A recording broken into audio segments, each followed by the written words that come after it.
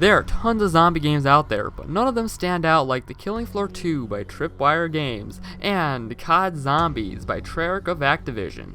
They are at the core survival wave-based shooters, but they tend to be similar, yet at the same time they are very different. But the question remains, which one is better? Which one would be the most fun to play? Well, today I will try to rank both games, or should I say game and game mode, since Treyarch Zombies is just a game mode and a bigger game. Please don't leave.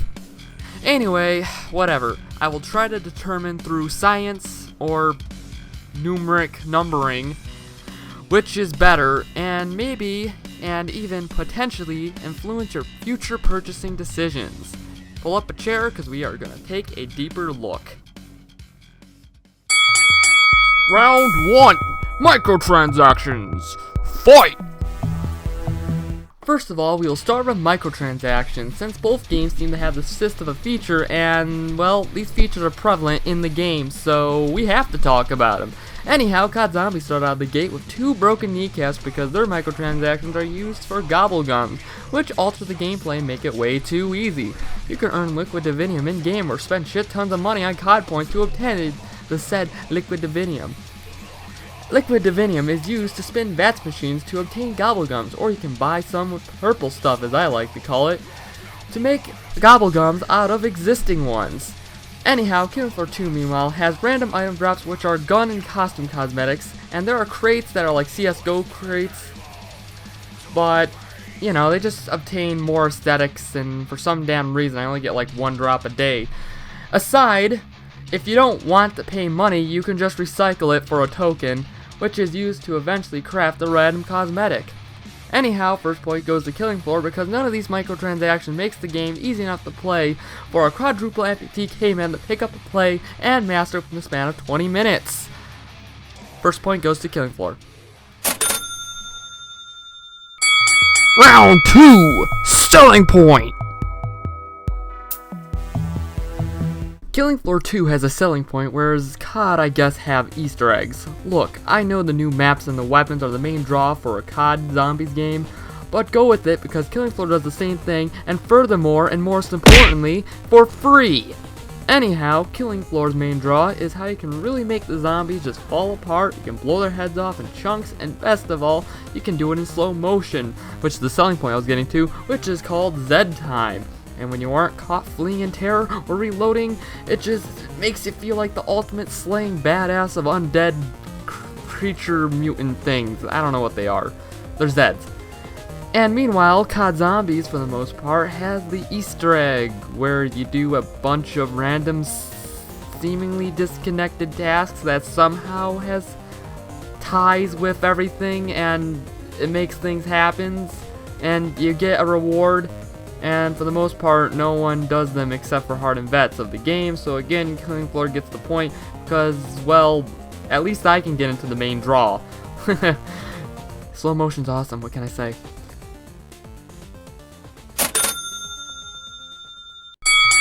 Round 3, Gameplay! Gameplay? Seriously? If you really must know, all you do is run around and kill zombies. It's pretty self-explanatory, and both games are great in terms of shooting guns and control, so we're gonna have to talk about a different mechanic. So, in COD Zombies, when you die, you actually go into a bleed-out state, and if you're playing solo, you can get quick revive to auto-revive yourself. Whereas in KF2, if you die, you are dead, and you have to wait until the next round until you can play the game again. And if you can't get your gun back, well, prepare to scrounge enough money to buy a weapon just barely. And if you're playing solo, you can eat shit with a dessert spoon, because when you're dead, you are dead. So COD Zombies gets this one, because at least if you fuck it up, you get another crack. Good going, COD Zombies, you got one. Round 4, Weapons! Okay, so Call of Duty Zombies pretty much wins this one because of their wonder weapons alone. They are both nostalgic, mostly, and memorable.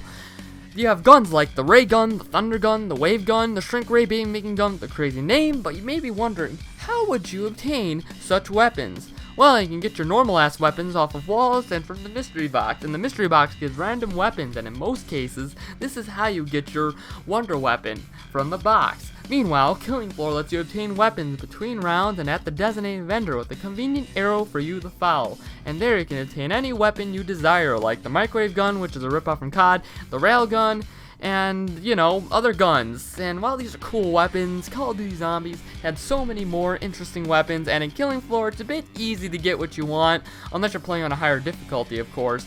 But I always like Call of Duty's way of doing it, because with the random box, it always makes the game a bit more unique, because, you know, you can't get the weapon you want right away. So Call of Duty Zombies gets this point. Round 5, Zombies!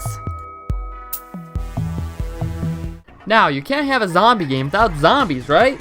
Call of Duty sometimes will have unique zombies in the form of screaming zombies, or panzer soldats, or an astronaut, and they appear only every couple of rounds or so, whereas Killing Floor has so many unique types of zombie that appear in all rounds later on. You have a siren who screams, the flesh pounder who pounds your flesh, and invisible zombies too, just to name a few. If I was to go in depth on all of them, I'd be here longer than I would want to be. There's just so much variety and challenges for each round in Killing Floor, so I have to give Killing Floor 2 the point, because their zombies are pretty good. And they just, it makes you wonder, what the hell happened to them? Killing Floor 2 is getting this point. Round 6, Maps! Killing Floor 2's maps seemingly have no connection to what's going on and why the characters are where they are. I mean, a farmhouse, a prison, why, what's the reason? And KF2's maps are all open from the word go, no bears to open or anything, just the map to roam. And some maps seem to have so much story behind them, but it's never explained.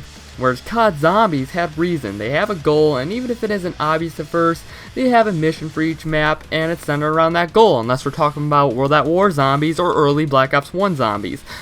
But in Horizon Drock and Black Ops 3 Zombies, you have to pursue a parallel universe character to kill his alternate self. And, you know, there's reason. And the maps, they have progression. And COD Zombies, they restrict where you can go by making you spend points to progress through the map. So there's actual progression and build-up. So it's better that way. So I'm going to give this one to COD Zombies because they handle the map, the structure, the layout, and the story interweaved with it so much better.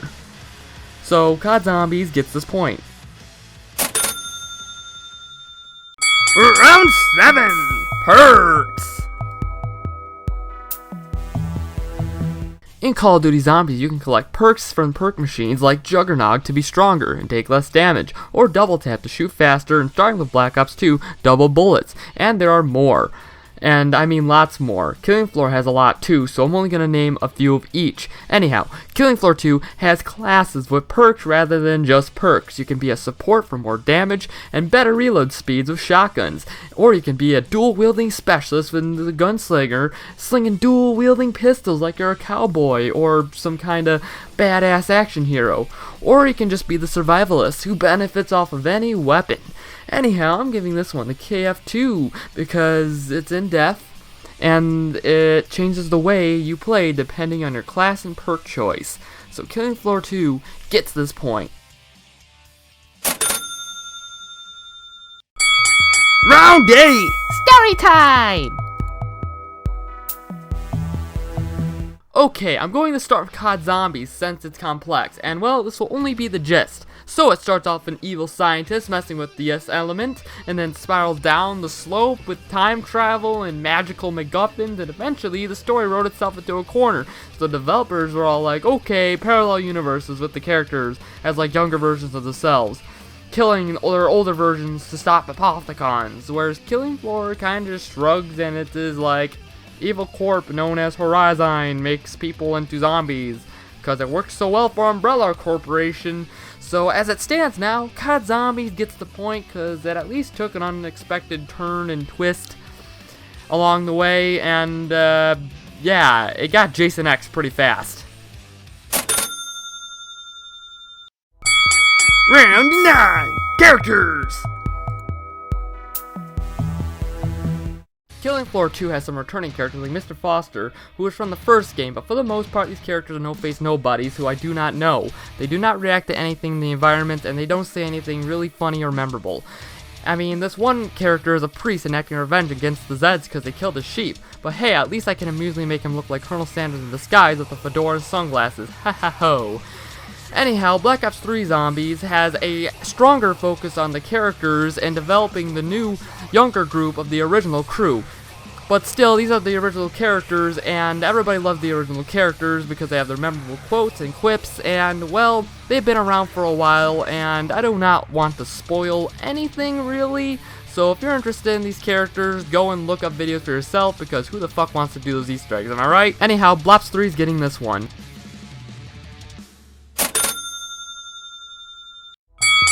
Final round, boss battle!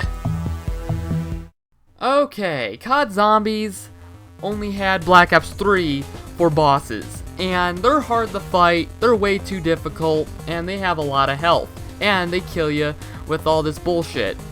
And it's really hard to get to in the first place because you have to do the Easter eggs, especially on Gorod Krovi. Anyhow, what do you fight? Giant spider, old Nikolai in a mech suit, some Devourer of Worlds, you know, just stuff. Anyhow, KF2 allows you to fight the boss by making it to the final wave. And there as this video are only 2 bosses. And that is Hans Volter. He dual wields STGs, he throws mines, nerve gas, and steals your health. And the Patriarch returns looking really hideous, but really cool. He has missiles, a minigun, motor attacks, a cloak, so he can run, hide, and heal, and then rinse and repeat 3 times, you don't kill him in time. And all in all, I'm giving the win to KF2, because it's not a chore to get to the boss fight, and it's fun, even if you lose. Whereas Call of Duty Zombies had difficult bosses, but for all the wrong reasons. So this would mean... oh, it's a tie. So much for the fucking scientific method. I suppose we could say then that the games are equally fun and that there's room in this world for both, but fuck that. Yeah, what he said.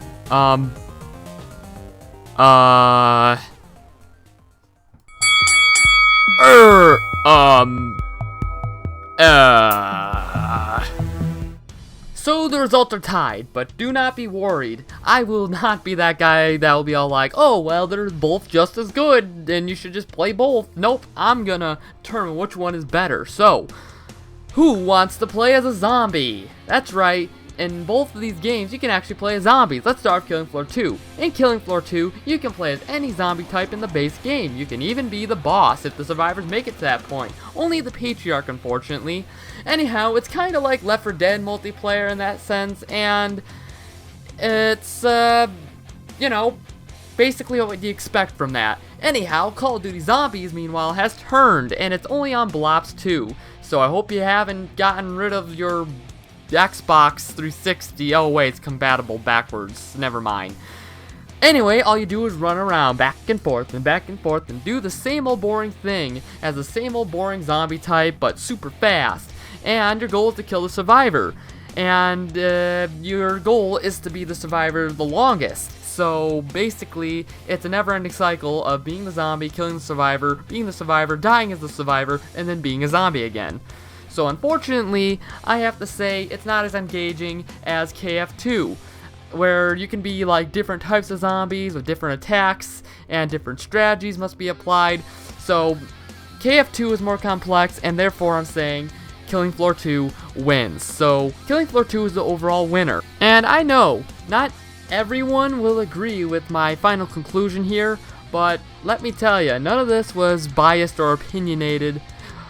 At least for the most part. For the most part, I tried to determine which is better through sheer statistics alone. So, yeah, if no one likes what the final conclusion is, I apologize. But, yep, that's it. That's my final conclusion. Killing Floor 2 is the winner. If you guys like what you see here, be sure to subscribe and check out some more videos, and let me know who you thought should have won. I've been Palmer Dude Gaming, and this has been quite the project. It took me a while, I finally finished it, and I'm glad to get it out. Anyhow, I'll see you guys next video. Thank you for watching.